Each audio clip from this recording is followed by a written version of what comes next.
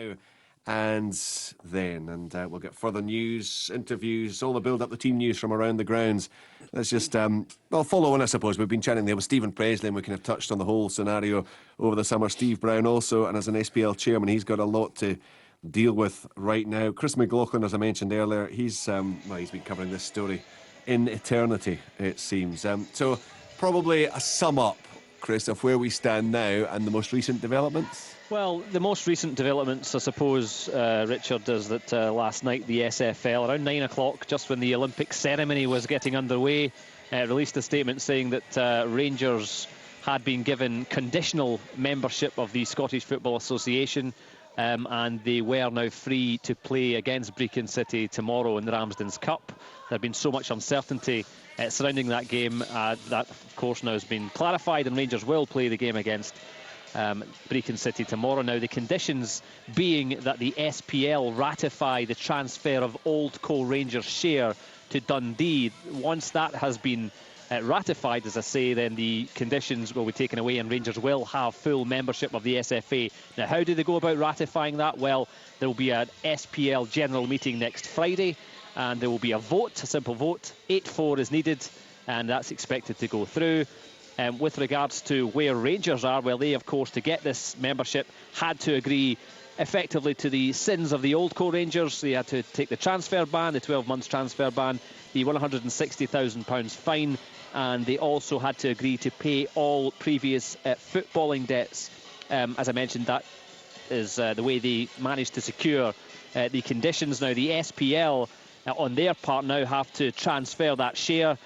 They also reserve their right to continue their investigation into the dual contracts allegations. Remember, those investigations surrounding the allegations that Rangers' previous campaigns, Rangers previously paid players in previous campaigns with side contracts. Now, the SPL are due to release more details on that next week, as well as details on the broadcasting deal, because remember, they have also bought over the SFL's right to show Rangers games. Sky and other broadcasters, I'm told, did not want to deal with two separate Scottish football governing bodies. They said to the SPL, go and get the rights, and then we will come back and we will talk numbers. Now, I believe that Neil Doncaster will indeed be heading south again this week to talk to Sky and ESPN to crunch the numbers and see just exactly how things are going to look in the new season. I have to say that was and there are so many aspects there, we'll chat with Jim in a moment, but that was the one that I have to say just really amazed me, was the fact that the SPL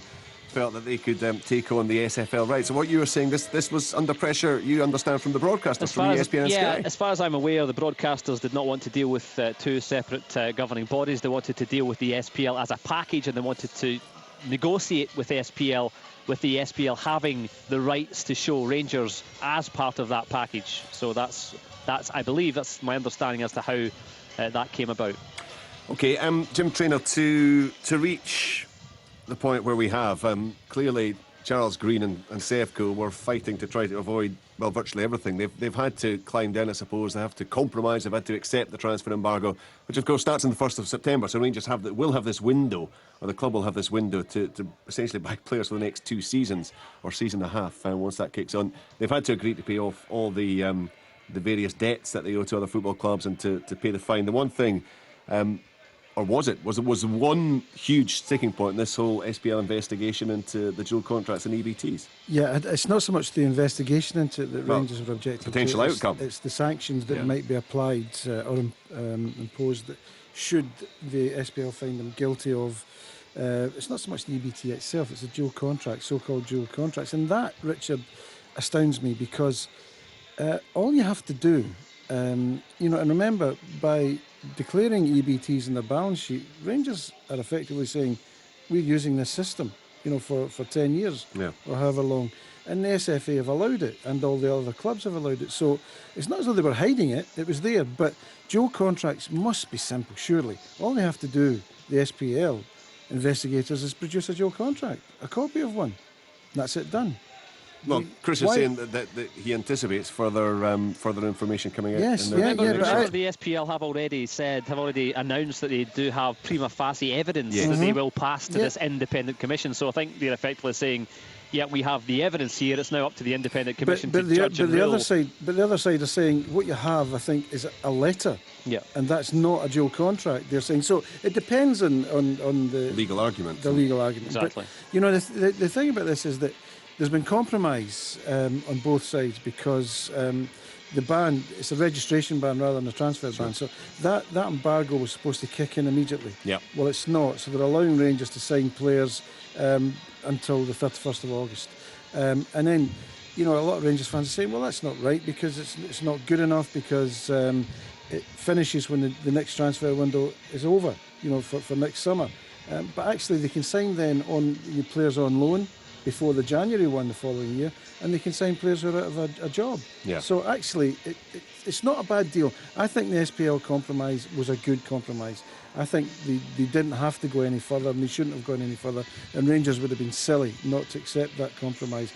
They have done that, but they are digging their heels over possible sanctions, potential sanctions on the EBT's dual contracts. Yeah, I mean, they are simply saying, and also Charles Green is saying, they will not accept being stripped of titles. And I think Charles Green yesterday was also saying that, questioning the SPL and the fact that so much has happened. He said he's come in as a stranger. It's clear to him that this club, Sevco, the Rangers Football Club, whatever you want to call it, has very few friends in the SPL. So why on earth would we want to go back there? So this thing will rumble on yet. Right.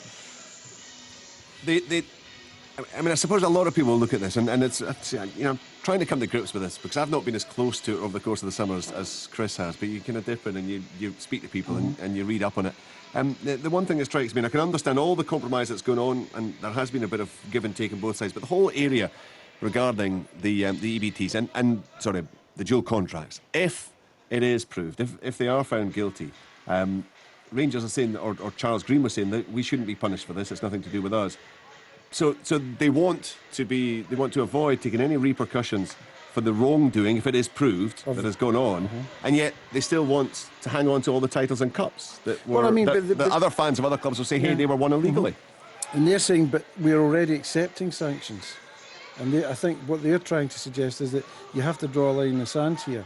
But those sanctions aren't against dual contracts. They're against the other things they've been found guilty of. Exactly. And this is a different investigation. But you also have the SPL saying, on one hand, look, Rangers, the old Rangers, if you like, finished second in the SPL. They're due 1.3 million pounds. I think it's closer to 1.3 million pounds for finishing second. But you're not getting it because that belongs to the old company, which doesn't exist anymore. So we're keeping that money.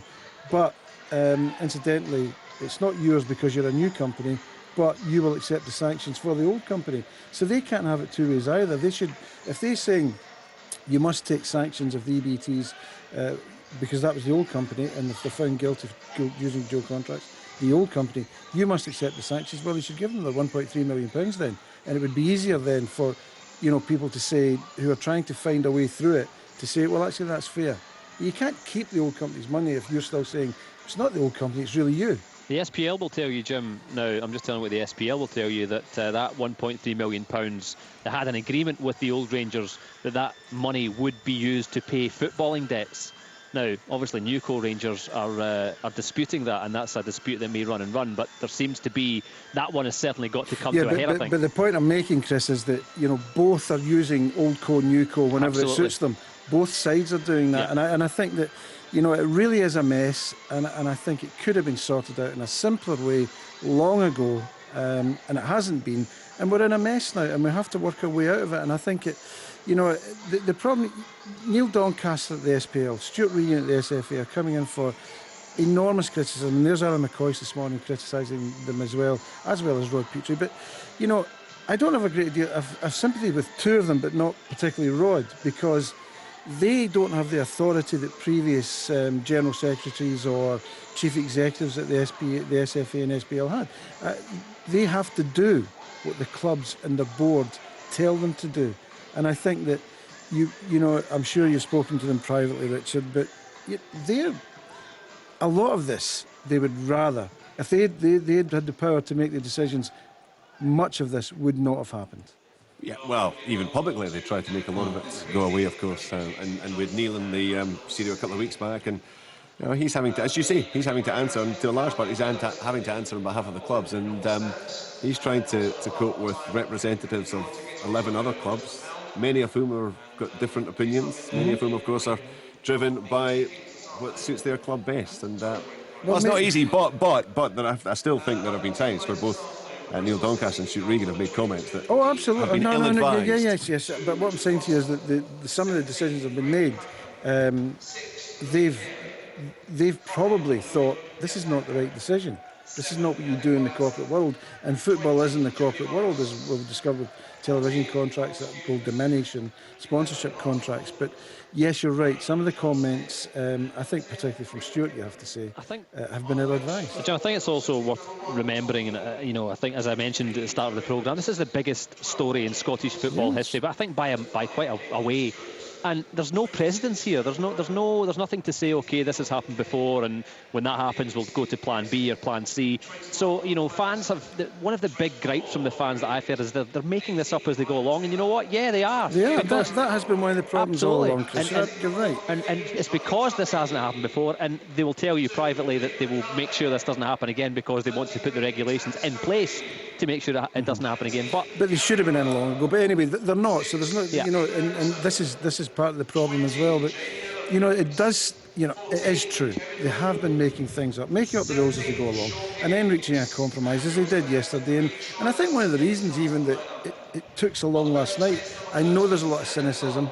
This programme, often some of us on it I was going to say full of it, but people would agree with that instantly, but not cynicism. It drips from your very pore. But you think, well, the announcement round about 9 o'clock, the start of the Olympic opening ceremony, all of that sort of stuff. But really, there were other issues as well, like there was a hitch in the SPL, SFL broadcast contract.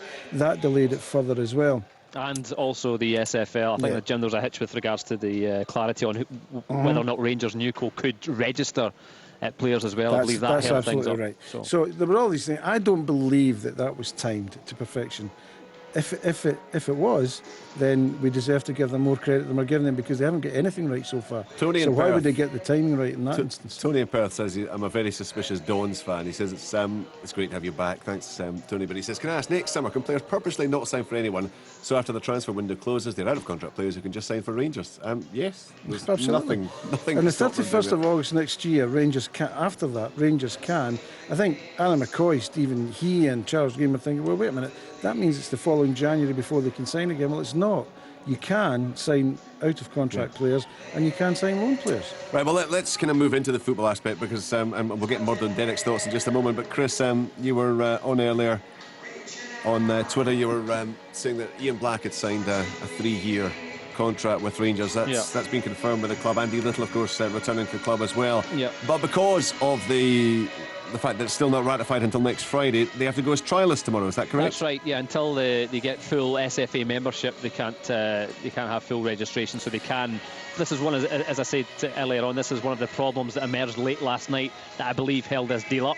There was confusion as to whether or not the Rangers could indeed use these players as trialists or register them as trialists, and it turns out that yes, I think it's 2 they can register as trialists or certainly play until they get full membership, and that, as I say earlier on, should be ratified next week. Dundee were in a situation like that. You can play the trialists for 3 games each, can't you? So that do you one of the things that about this whole issue, Richard, is that clubs, especially the SPL clubs, said they gave the fans the power. They allowed them the power, and that's fine because they pay the money. And so basically, essentially, fans made the decision that Rangers wouldn't be back in the SPL because Rangers were getting back into the SPL. Yeah. When Bill Miller was very, very close to agreeing to take over, his people, his lawyers and advisors had more or less a verbal agreement from the SPL that they would get back in with all of these sanctions. Well, not these sanctions, but a raft of sanctions. Now, that all changed.